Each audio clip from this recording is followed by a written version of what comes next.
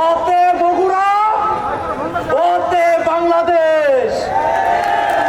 এই বগুড়া থেকেই গোটা বাংলাদেশে এনসিপির রাজনীতি প্রতিষ্ঠিত হবে ইনশাআল্লাহ। এই বগুড়ার মানুষকে গত 16 বছর ধরে অবর্ণনীয় নির্যাতনের মধ্য দিয়ে যেতে হয়েছে। বগুড়ার মানুষ ঘরে থাকতে পারে নাই, বগুড়ার মানুষ বাড়িতে ঘুমাতে পারে নাই, বগুড়ার মানুষকে খেতে খামারে গিয়ে রাত কাটাতে হয়েছে।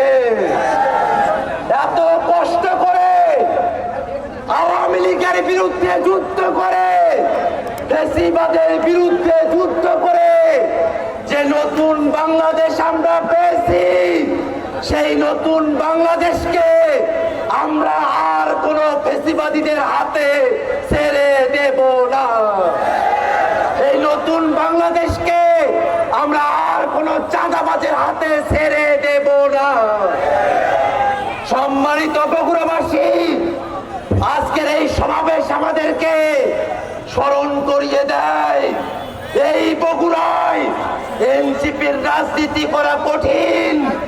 এনসিপির রাজনীতি করলে বাধা দেওয়া হয়, এনসিপির রাজনীতি করলে ভয় দেখানো হয়, কিন্তু শত ভয় শত বাধা অতিক্রম করে নতুন বন্দোবস্তের দাবিতে, বিচারের দাবিতে, সংস্কারের দাবিতে এই বগুড়ার মানুষেরা সাহস দেখিয়ে এনসিপির রাজনীতিতে নিজেদেরকে যুক্ত করেছে।